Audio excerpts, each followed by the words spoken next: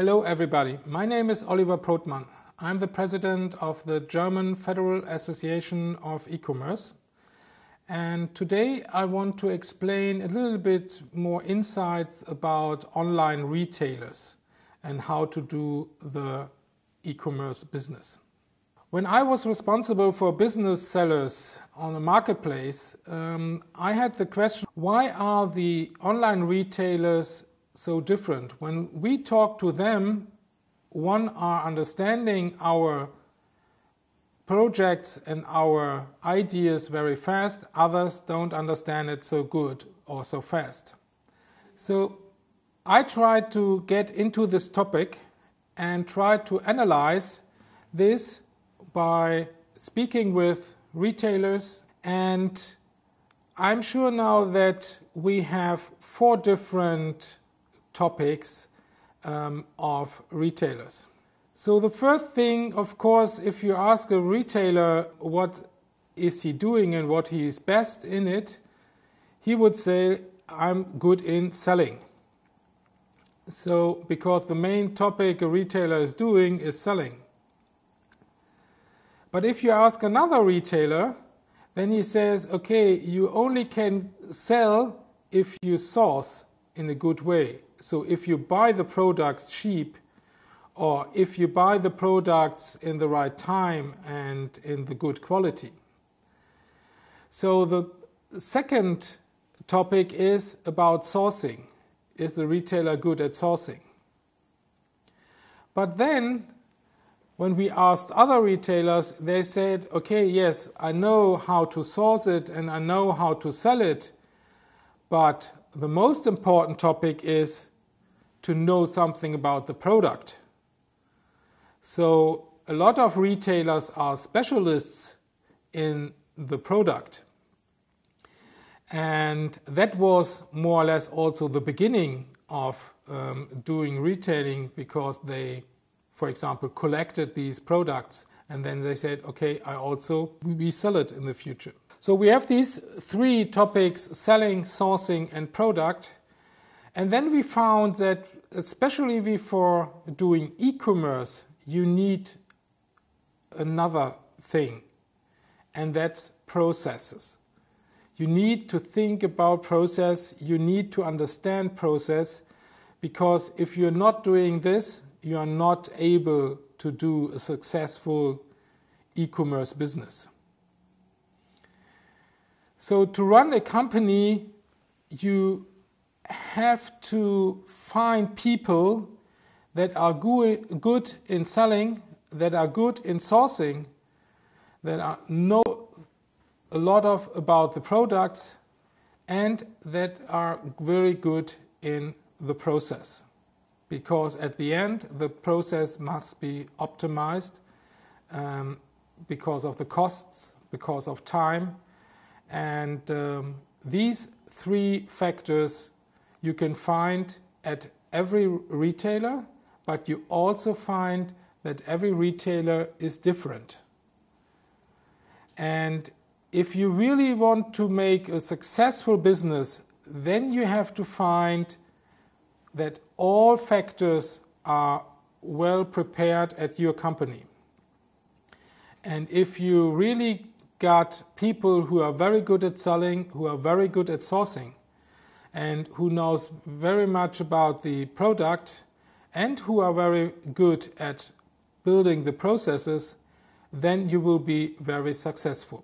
If we then have a look on the value chain of a retailer, then you see different steps every retailer have to do every day in the work.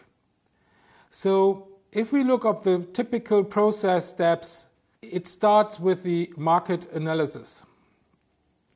So of course you have to think about which is my market, which product this market needs, where can I buy it, and something like that. So first is the market analysis.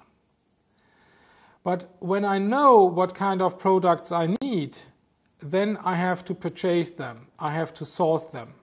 Maybe I produce it in China, for example, or in other countries. Maybe I buy it from a distributor, So it's very important that somebody is focusing on buying the products, of purchasing. So the next step in the value chain is about the warehouse management. So of course it's very important to think about, when to get the product, what to do with the product. So where to store it. Do I store it in my own stock, in my own warehouse? Do I outsource this? For example, Amazon is doing this with the program FBA, Fulfillment by Amazon. Alibaba has some services like this. So you have to think about where to store your products. And then you have to think about the supply management. So, for example, you have to think about what prices will be the price for the consumer. And where do you want to list them?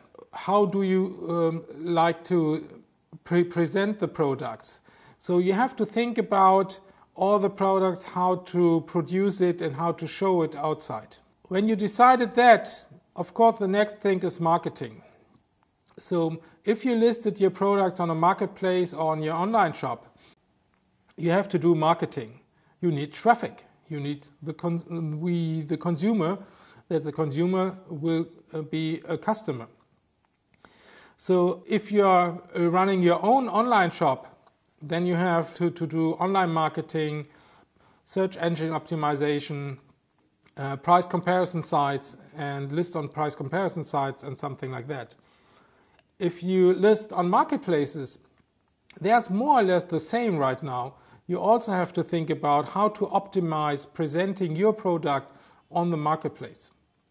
So marketing is very important, and a lot of people thinking every day how to optimize your product on the online shop or on marketplaces. If it's online and if somebody buys your product, then of course the next step is the checkout and the order. If you're doing it, or if you're selling by marketplaces, then the checkout will be done by the marketplace. If you do it by your own online shop, you have to optimize this checkout process, because only a few checkout really run till the end. A lot of conversion rate is killed by the checkout process, so this process has to be optimized very much. If the consumer wants to buy, they have to pay. So payment is the next topic. You have to think about which kind of payment system you are including to your online shop. And on marketplaces, most of the time the payment is set by the marketplace operators. But after this, of course, you have to pick and pack and ship the products. And this is a very important topic right now. In the past, it was not so important how to ship the product to the consumer. But right now, it's one of the most important processes in the whole value chain. So that you have to think about how to pack your products. Do you have a customized package parcel? How fast could you ship the product to the consumer? That's very important. What I say is, the parcel is the handshake between the retailer and the customer. So you have to think about how should the handshake look like between you as the retailer and the customer. Then there are two other processes, like the customer service. It's more and more important that the customer can contact you and that you give him an answer very fast. Also, the marketplaces are looking at this, and you have to answer very fast. And last but not least, the return management. So, as it's also in China or in Germany, we in Germany have, for example, 14 days by law that you can return the product without any reason. On most of the marketplaces, it's about 1 month you can return it without any reason. So that means that your process internally in your company about the return to get the products, to get it in a good shape, to check it if it's working, and for example to repack it, to sell it again. And so these kind of processes must be very smooth and very focused, that no cost on this return management. So this is also a very important topic right now. If you're selling fashion, it could be that more or less 50% of your products coming back. And if you're selling technical stuff, for example, like a coffee machine, and the user used it once or twice, then you have to clean it. So this is a process where you really have to focus on. So what I just want to explain is that this whole value chain for retailers must be in focus of every retailer, and you have to think about at which part of this value chain you are good at, then focus on this, and on which part of this value chain you are not so good at, then you have to think about outsourcing or getting new employees who are focusing on this. Be successful. Thank you. Bye-bye.